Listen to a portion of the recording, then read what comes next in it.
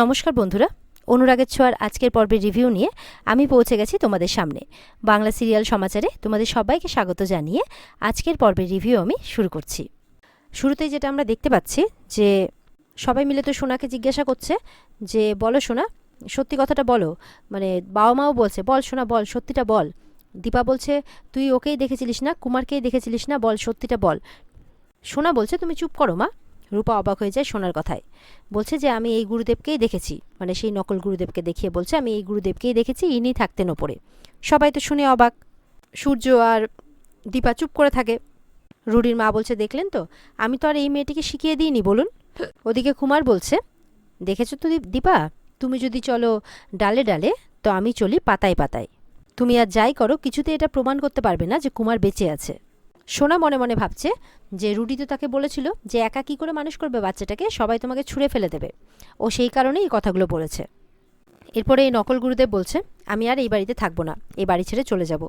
তখন রুডির মা বলছে না না, এমনটা করবেন না। দীপা বলছে কাউকে কোথাও যেতে হবে না, আমি ক্ষমা চাইছি গুরুদেব। সূর্য বলছে হ্যাঁ আমিও ক্ষমা চাইছি। রুডির মাকে বলছে বলুন আমাদেরকে কি করতে হবে, কি করলে আমাদের প্রায়শ্চিত্ত হবে। তখন রুডির মা বলছে যে গুরুদেবের পায়ে ধরে ক্ষমা চাইতে হবে। তখন এটা শুনে একটু মানে দীপার বাড়ির লোকরা অবাক হয়। ততক্ষণে কিন্তু মানে উর্মিরাও আসছে ওদিক দিয়ে, কিছুক্ষণের মধ্যে এসেও পড়ে। তো দীপা বলছে ঠিক আছে, অসুবিধে নেই, আমি ক্ষমা চাইবো। এই বলে দীপা কিন্তু গুরুদেবের পা ধরে ক্ষমা চাইছে। সূর্যও কিন্তু দীপাকে একা ছাড়ে না, দীপার পাশে বসে দীপার সাথেই ক্ষমা চাইছে আর বলছে আমি তোমাকে এর আগে অনেকবার ভুল বুঝে তোমার পাশ থেকে সরে গেছি, কিন্তু এখন তুমি ভুল করো আর ঠিক, আমি তোমার পাশেই থাকবো। রূপা আটকাতে গেলে উর্মি বলছে যে দিদি তার ভুলের শাস্তি পাচ্ছে, তুই আটকাতে একদম যাবি না। এরপরে যখন রূপার বাবা মা ক্ষমা চাইছে তখন মানে রূপা বলছে আর কি সোনাকে যে সব কিছু তোমার জন্য হলো সোনা, আজকে বাবা মাকে এতটা ছোট হতে হলো শুধুমাত্র তোমার জন্যে। ওদিক থেকে কুমার দেখে হাসছে, রুডিরাও হাসছে। এরপর কুন্তলাকে গিয়ে বলছে দীপা আর সূর্য যে কুন্তলা আর কি কিছু করতে হবে বলুন, আর কোনো কিছু করতে হবে। দীপা বলছে আপনি যেটা করতে বললেন আমরা সেটা করে দিয়েছি, এবার আমার মেয়েকে ঘরে তুলুন। সূর্যও তাই রিকোয়েস্ট করছে। আর ওদিকে কৃষ্ণও বলছে যে হ্যাঁ এবার ওকে ঘরে তোলা হোক। তখন রুডির মা বলছে হ্যাঁ হ্যাঁ তুলবো তো, অত উতলা হচ্ছ কেন, ও বাড়ির বড় বউ বলে কথা, ওকে তো ঘরে তুলতেই হবে। এমনিতেই তো বড় বউ বাড়ির হেঁটে হেঁটে শ্বশুর বাড়ি চলে এসছে, ও বাড়ি থেকে বিদায়ও হয়নি। তখন সূর্যের বাবাকে বলছে যে সাধারণত তো বউরা মানে মেয়েরা বাপের বাড়ি থেকে বিদায় হয়ে তারপরে শ্বশুর বাড়িতে এসে তাকে বরণ করা হয়, এটাই তো দস্তুর। তো এই বেলাতে তো অন্যরকম হলো, বউ তো হেঁটে হেঁটেই চলে এসেছে।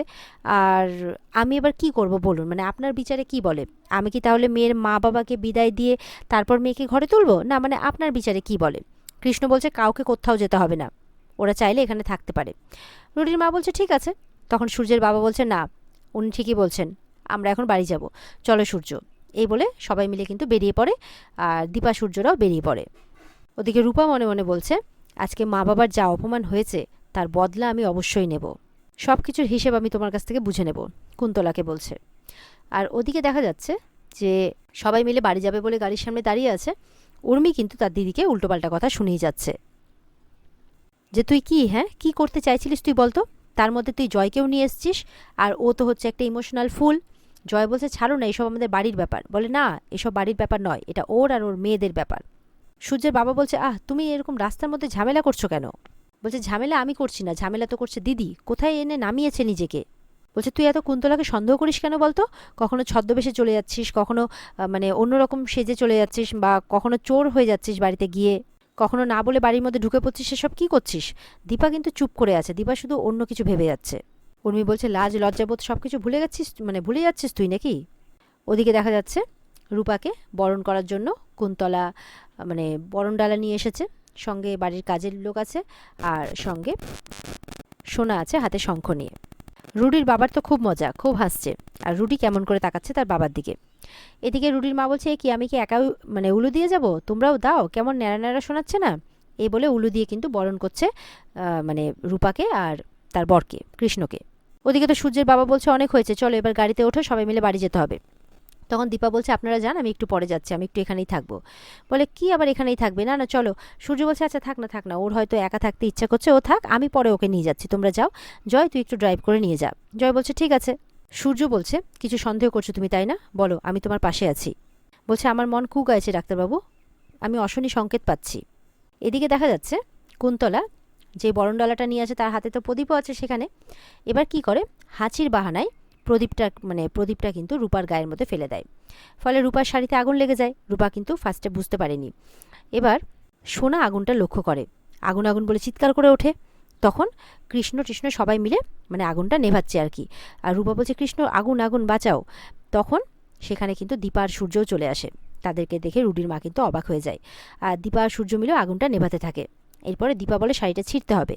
তখন শাড়ির ওই অংশটুকু ছিঁড়ে দেয়। আর শাড়ির ওই অংশটুকু ছুঁড়ে ফেলাতে সেই অংশটা গিয়ে পড়ে রুডির মায়ের শাড়ির আঁচলে। ফলে রূপার শাড়ির আগুন তো নিভে যায়, কিন্তু রুডির মায়ের শাড়ির আঁচলে আগুন জ্বলতে থাকে দাউ দাউ করে। রুডির মা কিন্তু ফার্স্টে বুঝতে পারেনি। সবাই মিলে রূপাকে সামলাচ্ছে। রুডির মা বলছে কী যে হয়ে যাচ্ছিল বিশ্বাস করুন, আমার এই হাঁচিটা দেখুন এখন, ওটা তো বলে আসেনি বলুন, এরকমটা তো অন্যের সাথেও হতে পারতো তাই নয় কি? বিপদ যে বলে কয়ে আসে না বলুন। বলছে দেখুন ইচ্ছাকৃত তো না, এমনটা তো হতেই পারতো তাই না বলুন, হাঁচিটা এমন সময় এলো। ওদিকে রুডি কিন্তু হাসছে, কারণ কুন্তলা তো ইচ্ছে করে করেছে এটা। এবার তো কুন্তলার শাড়িতে দাউ দাউ করে আগুন জ্বলতে শুরু করেছে। কৃষ্ণ বলছে আগুন, কুন্তলা বলছে আগুন আগুন। এবার সবাই মিলে তার শাড়ির আগুন নেভাচ্ছে। কুন্তলা কিন্তু ভয়ে তার প্যানিক অ্যাটাক হয় আর সে অজ্ঞান হয়ে পড়ে যায়। রুডি তো মা করতে থাকে। রুডির বাবা বলছে কুন্তলা ওঠো ওঠো। এরপরে শাশুড়ি মায়ের মুখে জল ছেটাচ্ছে সোনা। তো কিছুক্ষণ পর তার জ্ঞান আসে, কিন্তু তার অবস্থাটা অন্যরকম, একদম ঝিমিয়ে পড়েছে সে ভয়ে। জ্ঞান ফিরলেও আগুন আগুন বলে যাচ্ছে সমানে। রূপা বলছে শাশুড়ি মা আপনি সত্যিই বলেছেন যে বিপদ তো বলে কয়ে আসে না বলুন, কেমন আমার শাড়ির আঁচলের আগুনটা আপনার শাড়িতে গিয়ে পড়লো, কিভাবে যে আমার শাড়ি থেকে আপনার শাড়িতে আগুনটা ধরলো, আমি খুব দুঃখিত, ভেরি সরি, এভাবে বলছে। আর রুডির মায়ের কিন্তু ভয়ে অবস্থা খারাপ। সূর্য বলছে ওনার একটু প্যানিক অ্যাটাক হয়েছিল, ঠিক হয়ে যাবে। রূপা এবার তার মাকে বলছে তুমি চিন্তা করো না মা, আমি এখানে জ্বলতে আসিনি, জ্বালাতে এসেছি।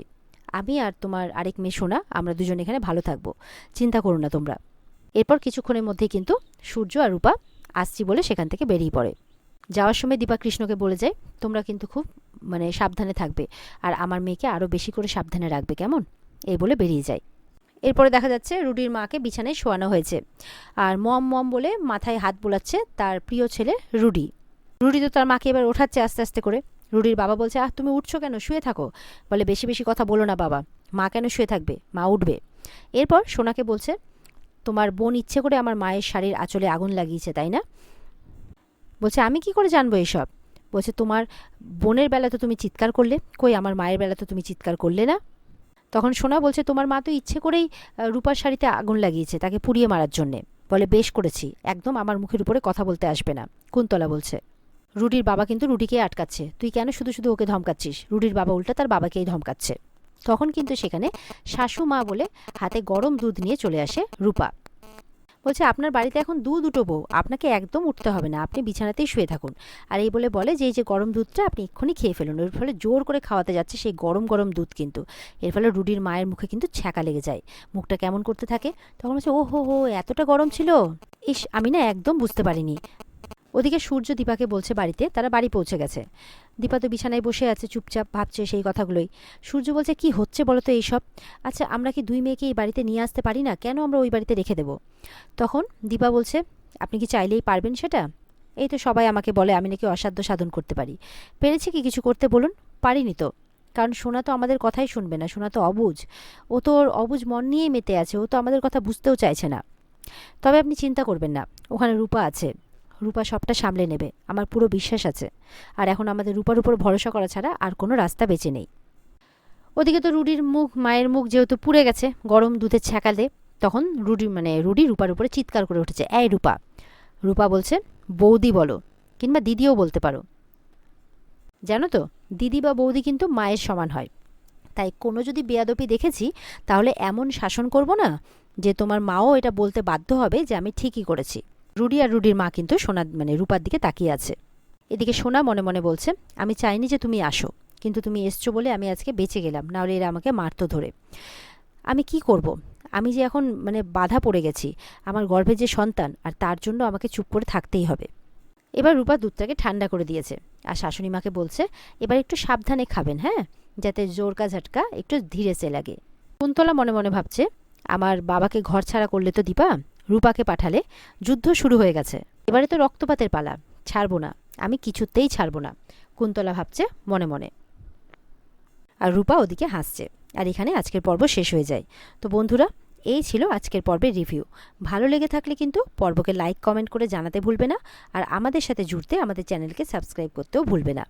এই এপিসোডটার মানে ফুল এপিসোডটা দেখতে আর কি অবশ্যই তোমরা স্টার জলসার পর্দায় চোখ রাখবে। তাহলে দেখা হচ্ছে তোমাদের সাথে আগামীকালকে। সবাই ভালো থাকবে, টাটা।